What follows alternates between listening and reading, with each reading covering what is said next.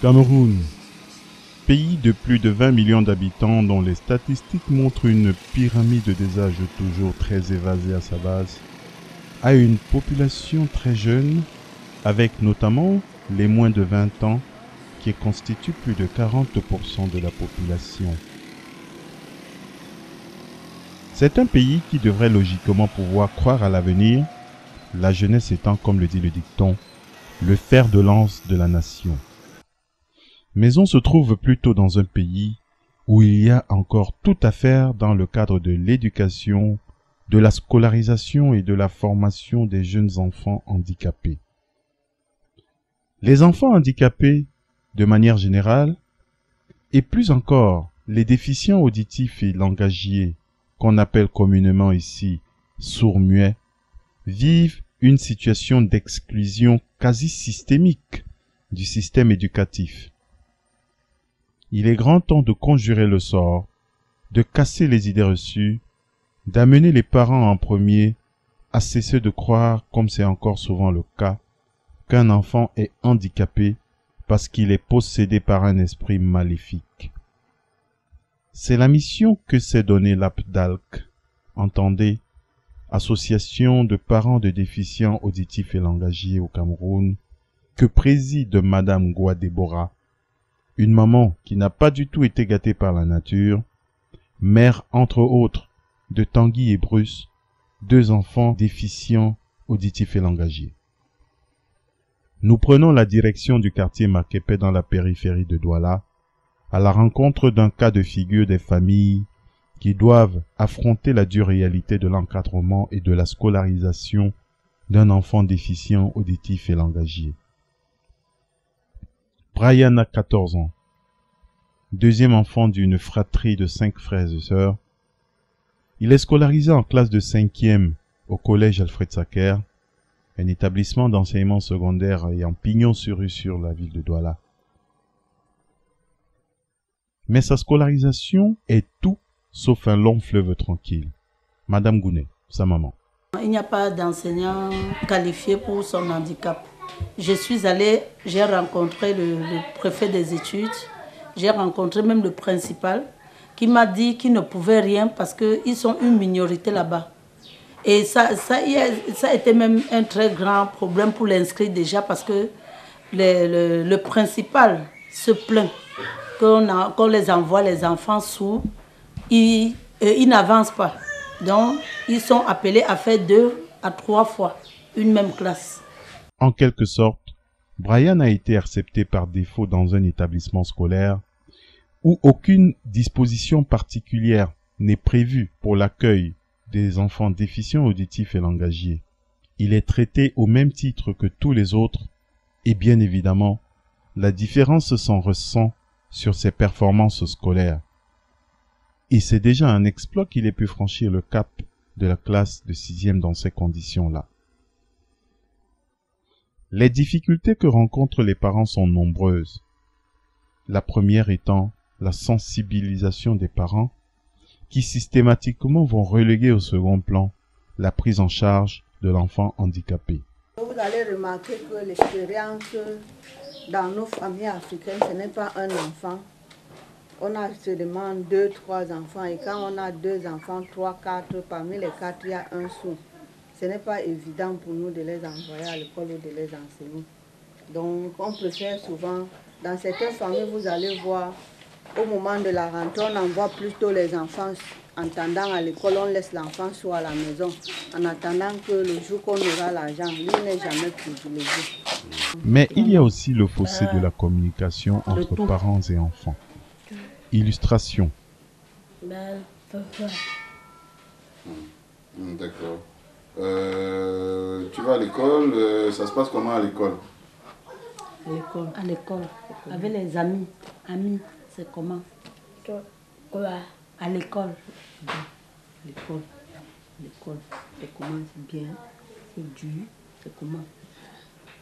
À l'école, là où tu pars à l'école, c'est comment? Quand papa parle, toi tu entends. Ça se passe comment avec tes camarades à l'école? Tes amis. à l'école là-bas. C'est comment? C'est comment? Non, les amis. Les amis. À l'école. À l'école là, quand tu pars là-bas. C'est comment? L'école là-bas. C'est comment? Tu as beaucoup. Tu as beaucoup d'amis là-bas.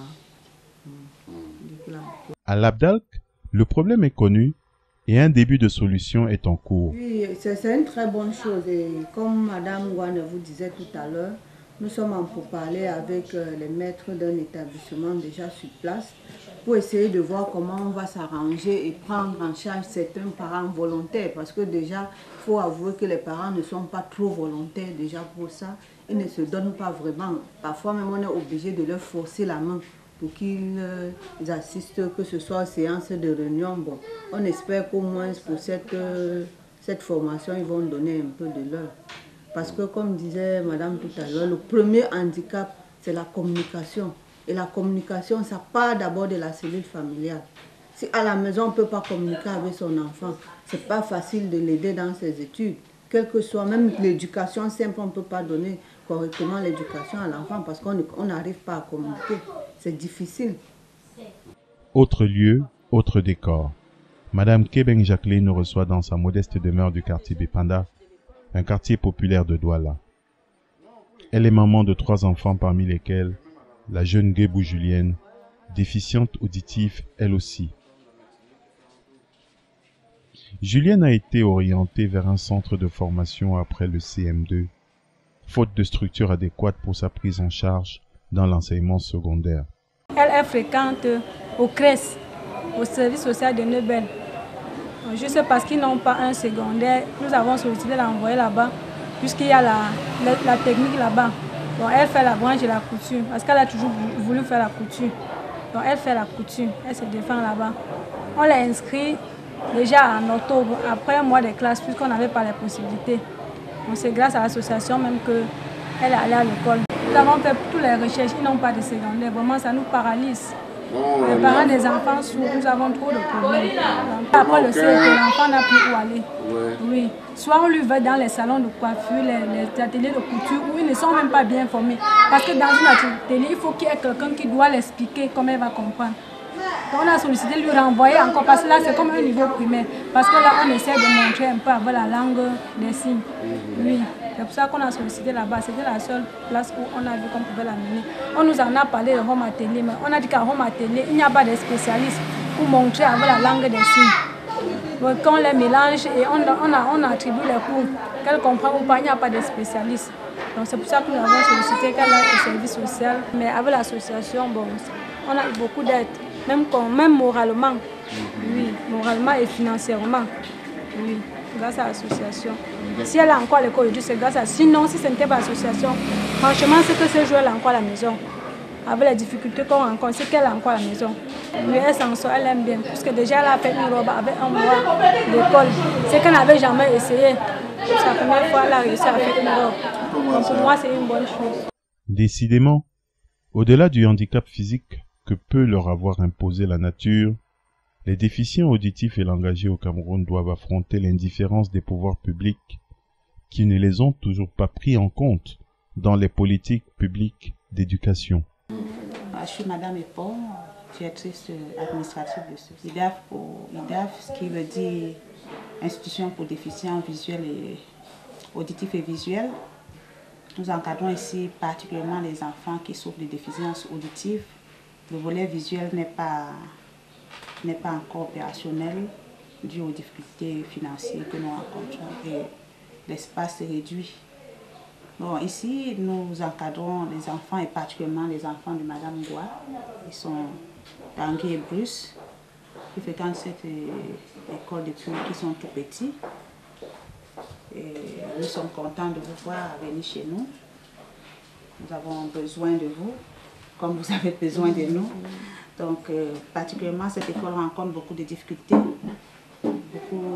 beaucoup plus sur le plan financier, parce que encadrer des enfants pareils nécessite beaucoup de frais.